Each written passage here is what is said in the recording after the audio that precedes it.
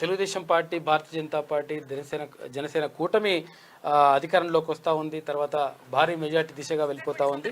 అన్ని అంటే 175 స్థానాలు 160 స్థానాలకు వాళ్ళే గెలుచుకునేటువంటి అవకాశం కనిపిస్తూ ఉంది. తర్వాత పార్లమెంటు స్థానాల్లో కూడా 25 స్థానాలకు గాను 22 నుంచి 23 స్థానాల వరకు ఏది కూటమి అభ్యర్థులే గెలుచుకునేటువంటి అవకాశం మాత్రం స్పష్టంగా కనిపిస్తూ ఉంది. మరి రాయలసీమ బిడ్డగా ముద్రపడ్డ వైఎస్ జగన్మోహన్ రెడ్డి కనీసం రాయలసీమలో కూడా ఆ ప్రభావం చాటని పరిస్థితి మాత్రం ఉంది ఆంధ్రప్రదేశ్లో. మరి ఆంధ్రప్రదేశ్లో వైనాడ్ 175 అని ముందుకు వెళ్ళిన వైఎస్ జగన్మోహన్ రెడ్డి మాత్రం కేవలం 15 స్థానాల్లో మాత్రం కొట్టుమిట్టాడుతున్నారు. అవి కూడా వస్తాయా రావా అన్న చర్చ మాత్రం. వైనాడ్ 175 పక్కకు పెడితే 75 అని వస్తాయా మరి అట్లా అనుకుంటే 75 కూడా లేదా, ముందు 170 కూడా లేదు, 25 కూడా లేదు. దీంతో మొత్తం మీద చాలా దారుణమైనటువంటి పరిస్థితులు ఎదుర్కొంటా ఉంది అక్కడ కాంగ్రెస్ పార్టీ, అదేది వైఎస్ఆర్సీపీ ఏపీలో కంప్లీట్ గా కూటమి అభ్యర్థులు మాత్రం 135 మంది అభ్యర్థులు ఆధిక్యంలో కొనసాగుతున్నారు. ఇక కేవలం 135 మంది టీడీపీ సైకిల్ గుర్తు మీద పోటీ చేస్తున్న 135 మంది ఇప్పటికీ ఆధిక్యంలో కొనసాగుతున్నారు.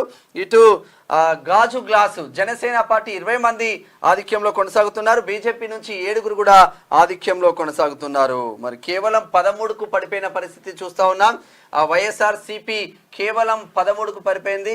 మరి ఇక సాక్షి పత్రిక, సాక్షి టీవీ రేపటి నుంచి ఏం వార్తలు చెప్తాయో చూడాల్సిన పరిస్థితి అయితే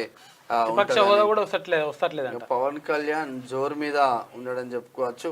ఇక్కడనే ఇప్పుడు 18 రౌండ్లు కంప్లీట్ అయ్యేసరికి 2,80,218 ఓట్లు రఘువీర్ రెడ్డికి వస్తే 20 రౌండ్లు కంప్లీట్ అయ్యేసరికి పరిస్థితి ఎట్లా ఉంటుంది? ఆధిక్యం వచ్చుడు కదా, ఆధిక్యంలో 4 లక్షల ఓట్లు వచ్చినాయి. 4,12,184 చాలా పెద్ద ఎత్తున మాత్రం. ఇక ఇక్కడ ఆంధ్రప్రదేశ్లో కూడా కంప్లీట్గా ఇప్పుడు భారీ మెజార్టీ దిశగా వెళ్తున్నట్టు తెలుస్తా ఉంది. ఏ అభ్యర్థి చూసినా కూడా విజయ దుందిమ మాత్రం మోగిస్తున్నారు. ఇక కంప్లీట్గా పసుపు ధనంతో నిండిపోయిన పరిస్థితి మాత్రం ఆంధ్రప్రదేశ్లో ఉంది. మరి సర్వేలకు మాత్రం అందని పరిస్థితి ఉంది. 50-50 సర్వేలు కరెక్ట్గా చేయలేకపోయినాయి ఎగ్జిట్ పోల్స్ అన్న చర్చ మాత్రం కొనసాగుతూ ఉంది. ఇక్కడ దేశం మొత్తం కూడా ఇండియా కూటమి వైపు స్పష్టంగా ఎగ్జిట్ పోల్స్ ఇచ్చినప్పటికీ నిన్న సోనియా గాంధీ ఒక వ్యాఖ్య చేసింది, ఇది ఎగ్జాక్ట్ పోల్స్ కాదు, ఎగ్జిట్ పోల్స్ మేము నమ్మము, మేము కంప్లీట్గా ఇండియా కూటమి మేము అధికారంలోకి వస్తామని అటు ఖర్గే కానీ రాహుల్ గాంధీ కానీ ఇటు సోనియా గాంధీ చెప్పిన నేపథ్యంలో అదే కోణంలో ముందుకు వెళ్తా ఉన్నారు. ఇండియా కూటమి కూడా ఏం తక్కువ కాకుండా 233 స్థానాలలో తన ఆధిక్యాన్ని మాత్రం కొనసాగుతుంది. ఇక్కడ ఎన్డీఏ కూటమి, భారతీయ జనతా పార్టీ కూటమి ఏదైతే ఉందో ఎన్డీఏ కూటమి 294 స్థానాల్లో తన ఆధిక్యాన్ని మాత్రం కొనసాగుతున్నారు. మరి 272 మ్యాజిక్ ఫిగర్ను మాత్రం దాటే అవకాశాలు మాత్రం ఉన్నట్టు తెలుస్తా ఉంది. ఒకవేళ అది దాటకుండా ఇక్కడ తెలుగుదేశం పార్టీ కావచ్చు, అక్కడ నితీష్ కుమార్ బీహార్లో నితీష్ కుమార్ కావచ్చు, వీళ్ళు కూడా అండగా ఉండే అవకాశాలు ఉన్నారు కాబట్టి ప్రాబ్లం ఏం లేదు. 100% మాక్సిమం ఎన్డీఏ కూటమి అధికారంలోకి వచ్చే అవకాశం ఉంది కేంద్రంలో. చామల కిరణ్ కుమార్ రెడ్డికి మాత్రం లక్ష దాటింది మెజార్టీ. కాంగ్రెస్ అభ్యర్థి భువనగిరి కాంగ్రెస్ అభ్యర్థి చామల కిరణ్ కుమార్ రెడ్డి ఓవరాల్ గా 1,00,000 మెజార్టీ ఆధిక్యంలో, ఓట్ల ఆధిక్యంలో కొనసాగుతూ ఉన్నారు. మహబూబ్ నగర్ పార్లమెంట్ స్థానంలో బీజేపీ 17,156 ఓట్లతో ముందంచెలో ఉంది. అంటే కొంచెం సేఫ్ జోన్ కి డీకే అర్ణ వెళ్తున్నట్టు కనిపిస్తా ఉన్నది. నల్లగొండ పార్లమెంట్ లో 19వ రౌండ్ ఫలితాలు ముగిసినాయి. కాంగ్రెస్ అభ్యర్థి రఘువీర్ రెడ్డి 2,97,488 ఓట్ల ఆధిక్యంలో రఘువీర్ రెడ్డి 3 లక్షలు దాటేటట్టుంది. 3 లక్షలు దాటే అవకాశం వారు వన్ సైడ్ మొత్తం భారీ అంచనాలు. భిక్షపతి లడ్డా ముద్దాల శ్రీనివాస్ నోట ఇది ఓన్లీ రౌండ్ 7వ రౌండ్ నాగర్ కర్నూలు. ఇక బిగ్ బ్రేకింగ్ మనం చూస్తున్నాం.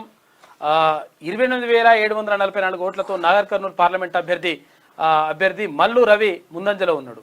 మొత్తం మీద భారీగా మెజార్టీ మొత్తం కూడా పెరుగుతూ ఉంది, ఆధిక్యం పెరుగుతూ ఉంది మల్లు రవికి సంబంధించి కాంగ్రెస్ అభ్యర్థి.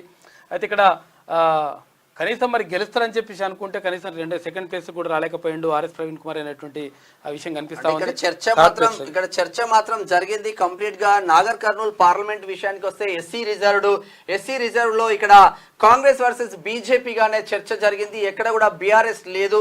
బీఆర్ఎస్ నిజంగా ఆర్ఎస్ ప్రవీణ్ కుమార్ కి కాక వేరే క్యాండిడేట్ కి ఇస్తే అక్కడ డిపాజిట్ కూడా వచ్చే అవకాశాలు ఉండకపోయేది. ఆర్ఎస్ ప్రవీణ్ కుమార్ కొంత ప్రావీణ్యం చూపించినప్పటికీ కంప్లీట్ గా అక్కడ కాంగ్రెస్ అభ్యర్థి మల్లు రవి వైపే నాగర్ కర్నూలు ప్రజలు ఉన్నట్టు తెలుస్తా ఉంది.